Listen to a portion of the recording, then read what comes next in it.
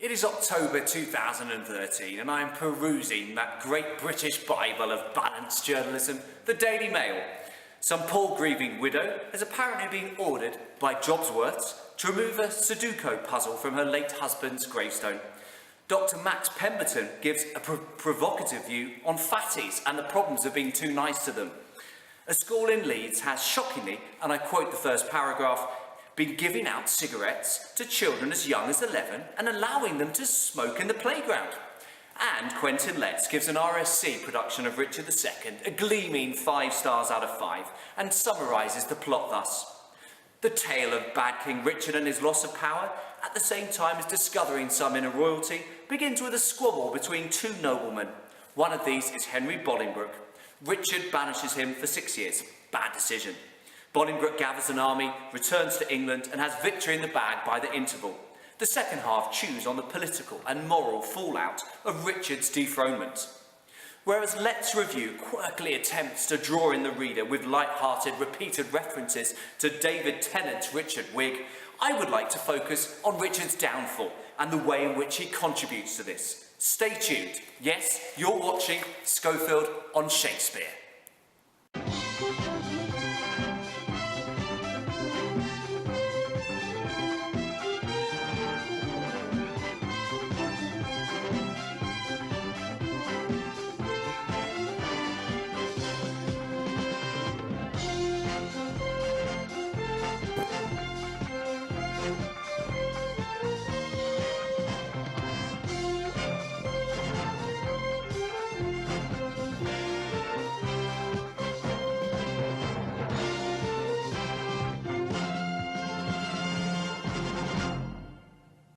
Following Richard's early appearances in the play, initially it seems impossible that such a statesman-like, grandiose, deeply impressive man could be left to suffer the ignominy of being shamefully toppled from his throne and subsequently stabbed to death within solitary confinement. In Act 1, Scene 1, he acts as dignified arbitrator-in-chief between two warring noblemen, his cousin Henry Bolingbroke and the Duke of Norfolk, Thomas Mowbray. He reassures the Duke of Norfolk about his objectivity, even though Henry is his own close blood relative. Mowbray, impartial are our ears and eyes. Were he my brother, nay, my kingdom's heir, as he is but my father's brother's son, now by my sceptre's oar I make a vow, such neighbour nearness to our sacred blood should nothing privilege him nor partialise the unstooping firmness of my upright soul. Richard's words ooze statesman-like authority and suggest a man utterly at ease with his power and position. The use of the first-person plural in our ears and eyes, our sacred blood, suggests natural regal conviction, as does the reference to the visual apparatus of a king, his sceptre, which is to be held in awe and reverence. These words give the impression that Richard will use his authority as a king to dispense justice, justice that can be trusted to be impartial, and justice that stems from his own godlike eminence. He has sacred blood. However, in spite of his diplomatic efforts, Richard is unable to quench Mowbray and Bolingbroke's anger, and this contributes directly to his downfall, as it ultimately leads to him banishing both, albeit unequally, paving the way towards Henry's later invasion. The two men throw down their gauges, their gloves, as signs of their raw determination to take each other on in a life-or-death duel, at which point Richard tries to intervene again. Rage must be withstood. Give me his gauge. Lions make leopards tame. Mowbray's response is adamant. Yea, but not change his spots. Once more, Richard's language is grandiose and statesmanlike. He makes the abstract noun rage the subject of his sentence, and in doing so, gives the impression of authoritarian detachment. His imagery emphasises his own power. As the king, he is the lion, whilst Henry and Mowbray are mere leopards, and such a metaphor also stresses the naturalness of his authority being followed. Just as the lion's dominance is inevitable in nature, so should Richard's be here as king amongst inferiors. Yet Mowbray plays on Richard's imagery to refer to the proverbial expression that a leopard cannot change its spots. In other words, he cannot change either his character or the fact that he feels Henry is visibly stained by his shameful accusations against him, which require him to take revenge. Richard may give the appearance of aloof detachment and a desire for justice, but as later scenes show, he is actually implicitly involved in the dispute between Bolingbroke and Mowbray.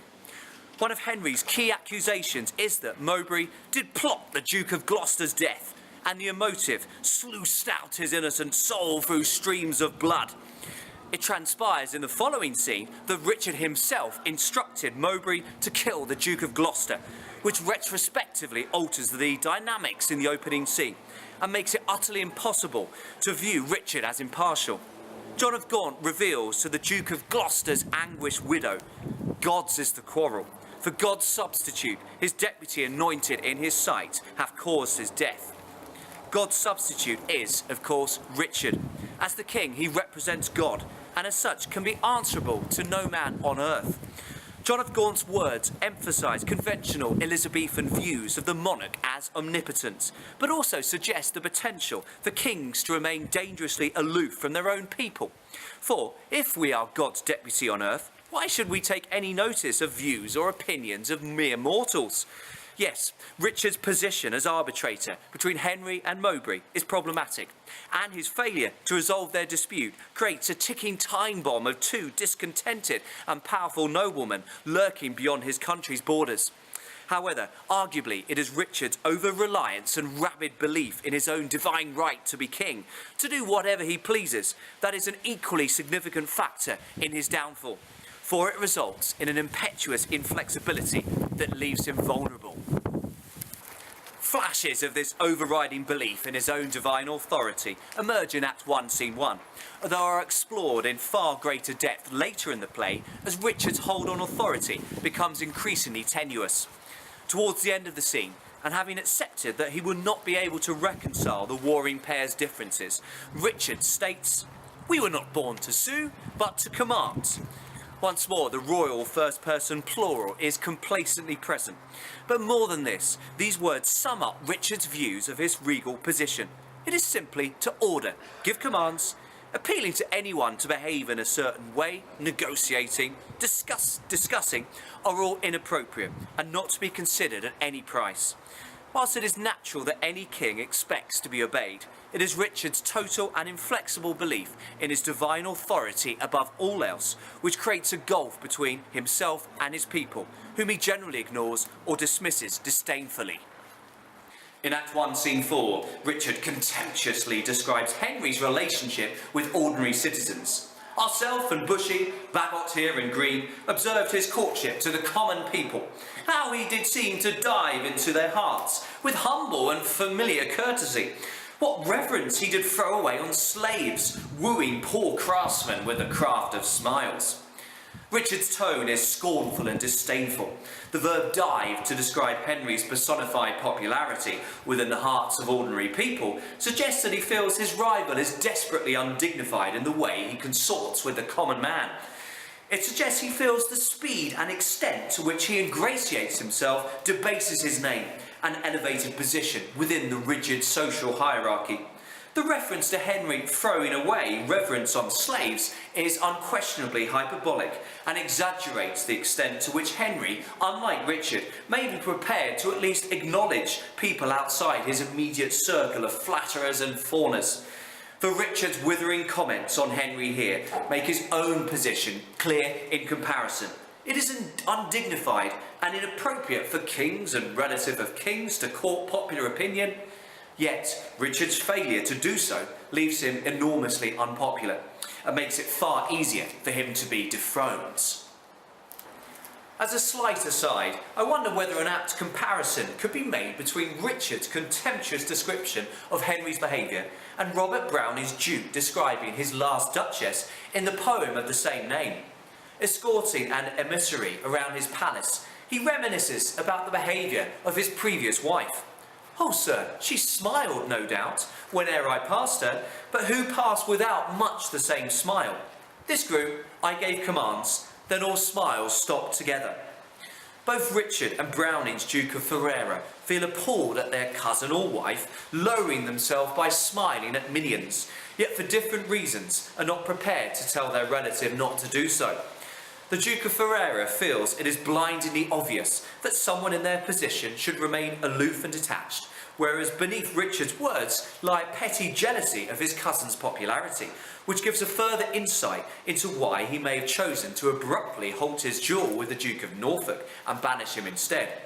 For if such a man is already a darling of the people, then how much more beloved might he become following a successful swashbuckling public duel? Another factor in Richard's downfall is his extravagant lifestyle.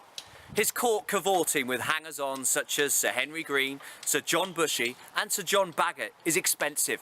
He himself admits that he has too great a court and liberal largesse, i.e. he is too willing to imprudently dish out money and gifts. Yet rather than reduce his expenditure, Richard merely looks for alternative ways of procuring funds, which alienate himself from his fellow noblemen. Firstly, he leases out the profits from royal taxes in exchange for immediate cash, which loses him the respect of fellow noblemen whom he would be wise to attempt to keep on side. John of Gaunt sums up the revulsion of all when he cries emotionally, "This land of such dear souls, this dear, dear land, dear for her reputation throughout the world, is now leased out, I die pronounced it, like to a tenement or pelting farm." The repeated repetition of dear highlights John of Gaunt's passionate feelings, both about his country and therefore emphasises the shame that he feels Richard is bringing upon it by acting in this way. The latter image of the pelter farm in his simile is particularly withering, suggesting that Richard is treating his country as a farmer might a mere paltry petty farm, a means to make money. However, secondly, and perhaps even more significantly, Richard's extravagant lifestyle and need to fund it results in spur-of-the-moment decisions that make powerful noblemen fearful for their own future financial prosperity.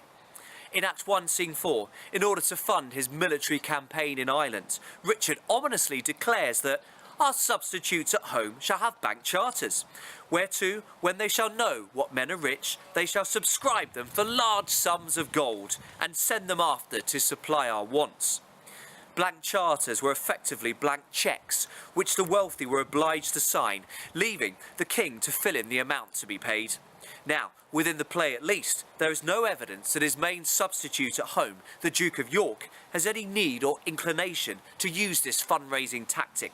But the fact that Richard can so breezily suggest it reveals a breathtaking disregard for nurturing his fellow nobleman's goodwill and a perilous arrogance. In Act 2, Scene 1, Richard shifts from hypothetical to actual and does something which alienates himself yet further from his peers, not that he would condescend to view them as peers himself. He seizes John of Gaunt's estate on the latter's death, even though his son Henry Bolingbroke is alive and well in France.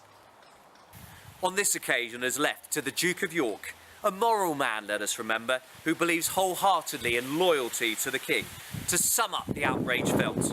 Take Hereford's rights away, and take from time his charters and his customary rights. Let not tomorrow then ensue today. Be not thyself, for how art thou a king, but by fair sequence and succession? In other words, disinheriting Henry of Hereford is as fundamentally unnatural and abnormal as a subversion of time itself.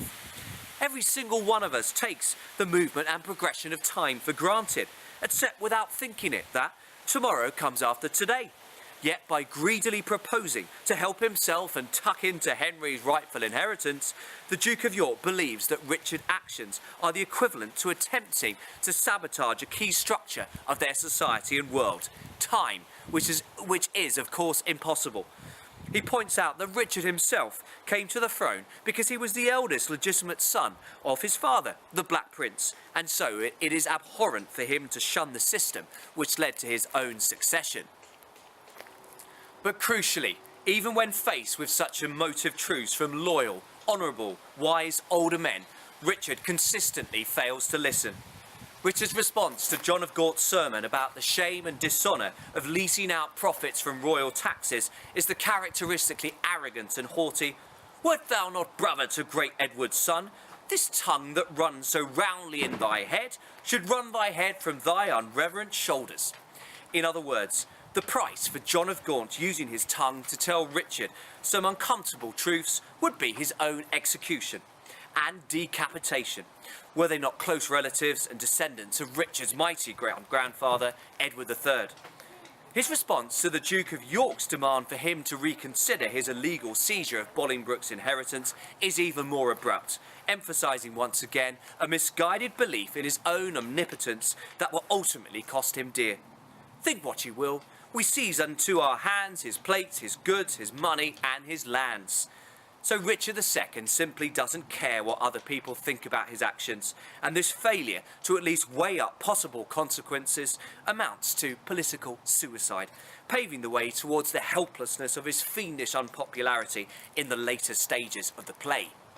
Richard's banishment of Henry over a dispute in which he himself has played a key bloody role behind the scenes, followed by his fatal decision to seize the latter's lands unjustly, means that when Henry does return to England with a small armed force, the majority of the population are likely to feel at the very least empathy.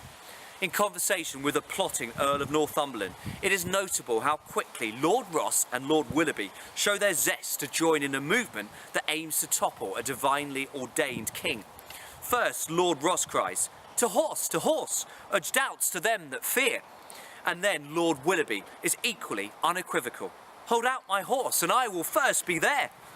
Shakespeare's iambic pentameter gives a dancing, fervent rhythm to Ross's words and emphasises the enthusiasm he has to not just gallop away on his horse to Ravensburg to link up with the rebel forces, but also that he has no fears whatsoever about doing so.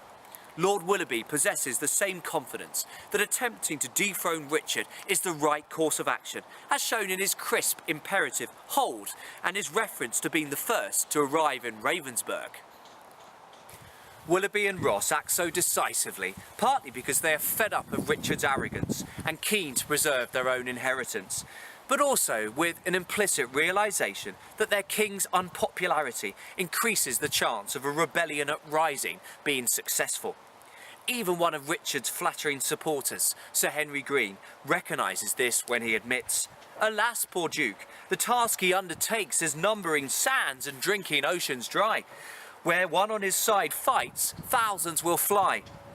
The poor Duke refers to the Duke of York, who in Richard's absence would be expected to fight back against Bolingbroke's invading force. His imagery emphasises the virtual impossibility of defending Richard's kingdom. Just as trying to count grains of sand or drink ocean water until no more remains is doomed to end in failure, so too are any attempts to beat back Bolingbroke, and also, presumably by implication, retain Richard II as king.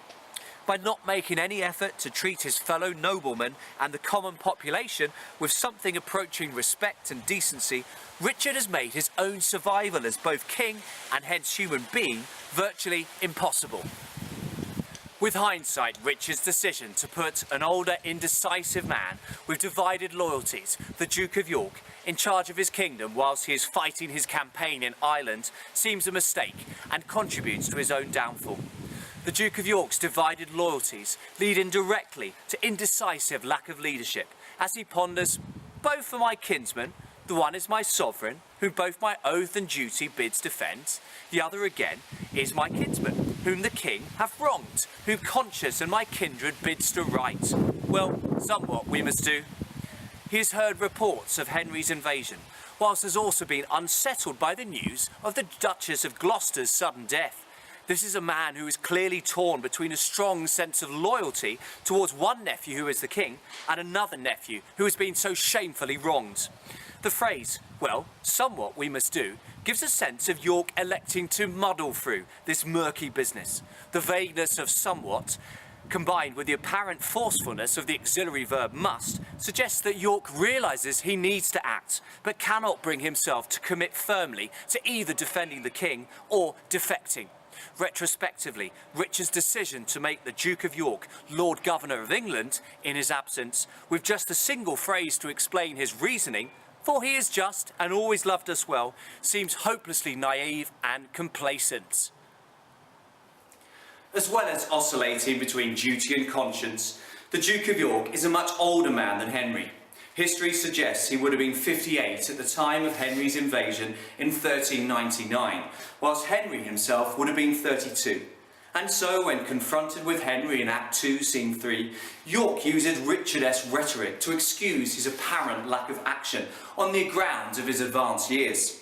Were I but now the lord of such hot youth as when brave Gaunt, thy father, and myself rescued the Black Prince, that young Mars of men, from forth the ranks of many thousand French, oh then how quickly should this arm of mine, now prisoner to the pulsing, chastise thee and minister correction to thy faults. The Black Prince refers to Richard's father, Edward of Woodstock, who, unlike his son, was an exceptional warrior and a popular one. York's decision to refer to him is deliberate and is aimed on 3 levels to get Henry to reflect on his actions. Firstly, the description of himself helping rescue such a fabled fighter points to his own past prowess, bravery and brawn. Just by associating himself with the Black Prince, whom he metaphorically and hyperbolically labels the god of war, the Duke of York is hoping for a small share of that man's considerable stardust and reputation. His vain rhetorical hope is to send the message that he, Edmund Langley, Duke of York, is not a man to be crossed. Secondly, by mentioning him rescuing the Black Prince in conjunction with John of Gaunt, Henry's father, York is reminding Henry of past unity between their lines of the family, of historical amity. The emotive adjective brave is praise for Henry's noble father, praise which York feels his son currently does not merit. And finally, it is surely no coincidence that York describes an historical event, which incidentally historians could find no trace of, suggesting it is Shakespeare's invention, in which noblemen act together to protect the line of succession to the throne. The Black Prince was heir to the throne of England, and so should be protected. The implication is clear. Henry should reflect at once on his dishonourable invasion and retreat forthwith. However, just as Richard consistently dazzles with language, but is far less impressive when it comes to practical action, so York is unable to enforce his words. He himself admits his own physical frailties in the eye-catching and unwisely frank alliterative phrase, prisoner to the palsy, i.e. being unable to move adequately due to paralysis. And so it is unsurprising that Henry ultimately ignores the appeals to his better nature. Thus, with his deputy soon to concede a reluctant defeat to his foe, Richard's downfall is hastened. It is also unfortunate for Richard that in Henry he appears to have not just a popular foe, but an astute one. However comparatively unimpressive he may appear from a dramatic perspective.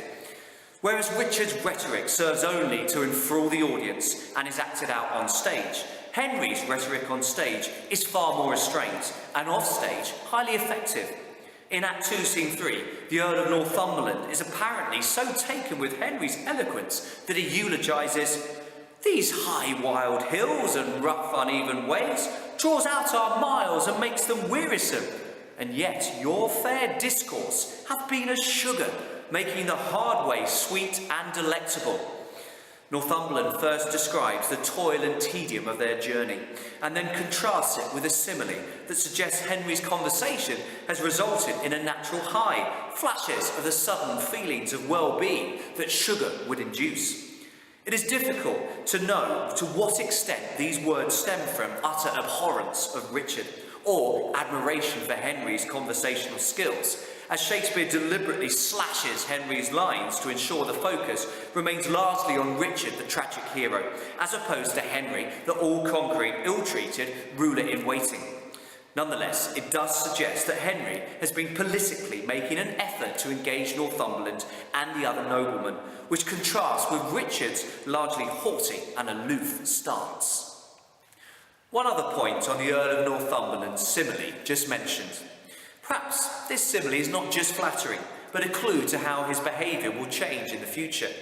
Sugar can only ever provide a temporary high and will never provide genuine sustenance. Yes, we all love the occasional Krispy Kreme donuts, tub of Haagen-Dazs, Twix, can of Coke, all jam-packed with sugar. But we cannot live on such items, and too much of them makes us feel nauseous. And so it could be argued that Northumberland's imagery is the first pointer that he will quickly tire of the future Henry IV. something Richard himself indirectly predicts in Act 5, Scene 1, when he suggests that Henry shall think that thou, which knowest the way to plant unrightful kings, wilt know again. Another factor in Richard's downfall is Henry's strategic astuteness. We never really know whether he is actively seeking to topple Richard or merely desires to claim his rightful inheritance, and this ambiguity works very much in Henry's favour. The Earl of Northumberland tells the Duke of York that the noble Duke hath sworn his coming is but for his own, and for the right of that we all have strongly sworn to give him aid. Under the guise of reclaiming lawful inheritance, Henry is bound to attract fervent support amongst fellow noblemen, who would doubtless want to insure against attracting the same fate themselves. However, were Henry to nakedly reveal a desire to be king against divine ruling, such open, fervent support would surely be more difficult to come by, irrespective of Richard's unpopularity. By apparently claiming to have strictly honourable intentions, Henry allows himself to gain a significant foothold in the kingdom and develop unstoppable momentum. Whereas Henry makes the right political decisions in keeping the noblemen on side and not revealing his own intentions, which of course he may not be aware of himself, Richard makes countless errors. Away fighting battles in Ireland, he fails to communicate with his supporters in Wales. As a result, his Welsh captain says brusquely, "My Lord of Salisbury, we have stayed 10 days and hardly kept our countrymen together, and yet we hear no tidings from the king. Therefore, we will disperse ourselves. Farewell." When Richard returns and is informed by the Earl of Salisbury of this fact, he goes so white that his loyal lieutenant, the Duke of Aumerle, is forced to ask, "Comfort, my liege, why looks your grace so pale?" There is also no doubt that Richard wastes valuable time spouting glorious poetic rhetoric instead of making practical arrangements for his survival. In Act 3, Scene 2, finally back from Ireland, he babbles once again, revealing fatal misconceptions about his own relationship with his country.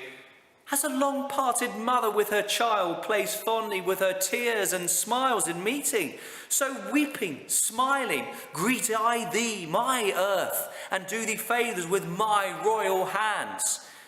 Need we be reminded that mothers give birth to their children, give them life, and as such a child will always feel a strong, natural pull towards their mother, implicitly recognising that without their past input they wouldn't exist?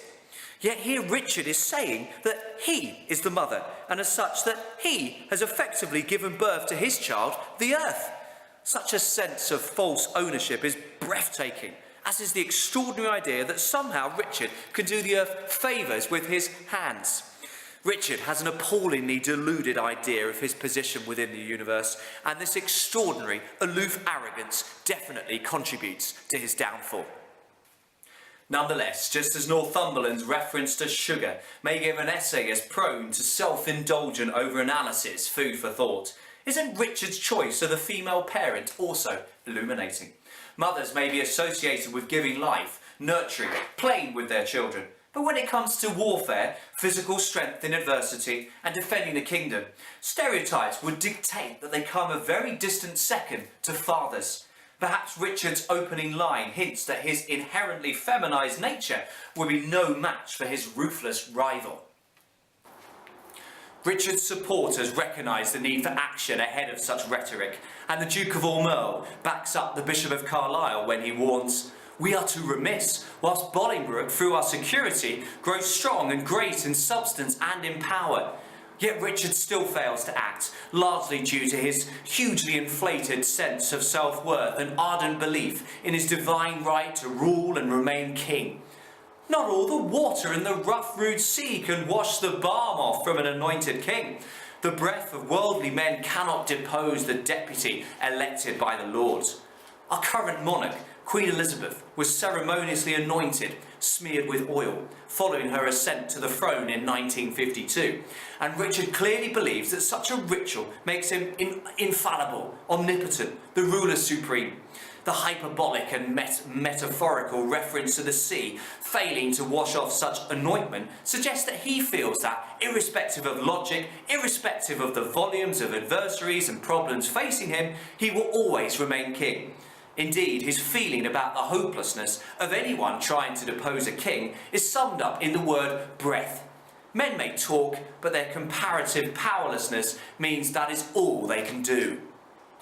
Shakespeare makes a few key changes to history by first having Richard II hiding away in the very building, Flint Castle, where Henry Bolingbroke is also situated, but also by speeding up historical events to make the march and ultimate triumph of Henry seem relentlessly inevitable. As well as giving a sense of tragic inevitability to Henry's downfall, the audience are also left to ponder the role fate has in bringing Richard to his knees. Is there a sense, for example, that fate decrees the fall of kings, a fate that we as human beings, even regal, anointed human beings, are powerless to escape?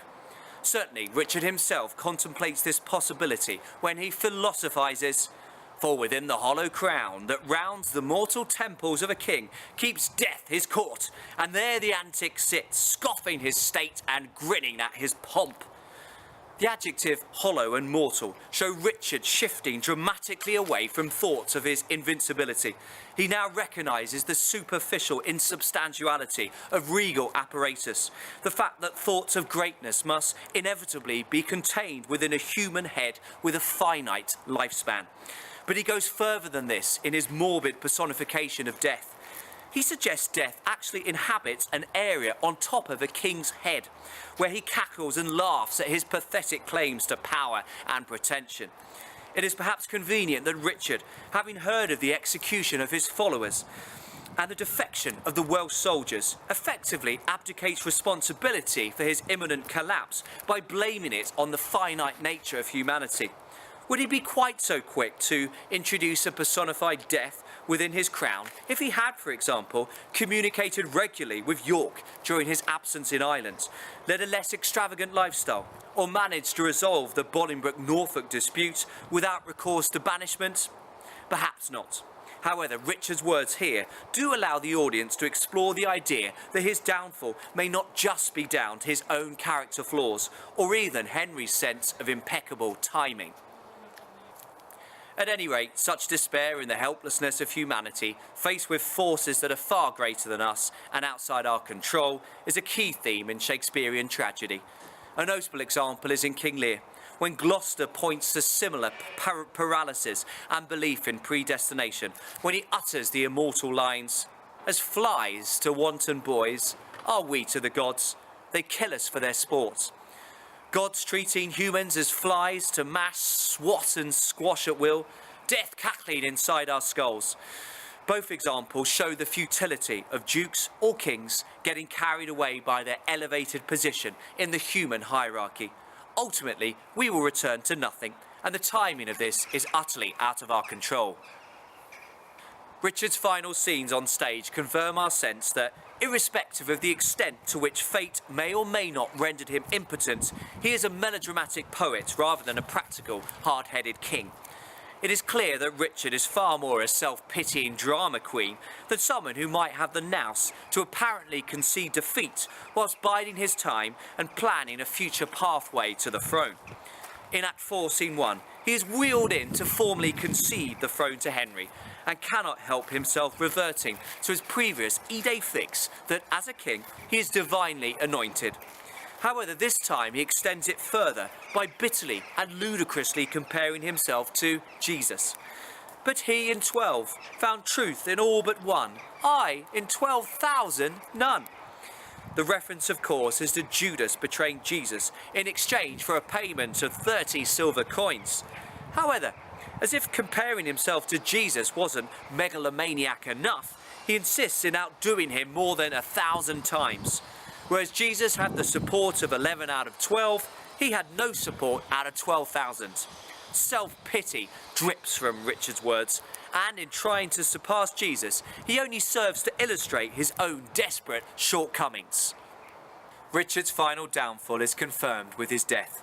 A supporter of Henry, a chancer, senses an opportunity to advance his own career by interpreting a frustrated, possibly throwaway comment from Henry as a command to kill.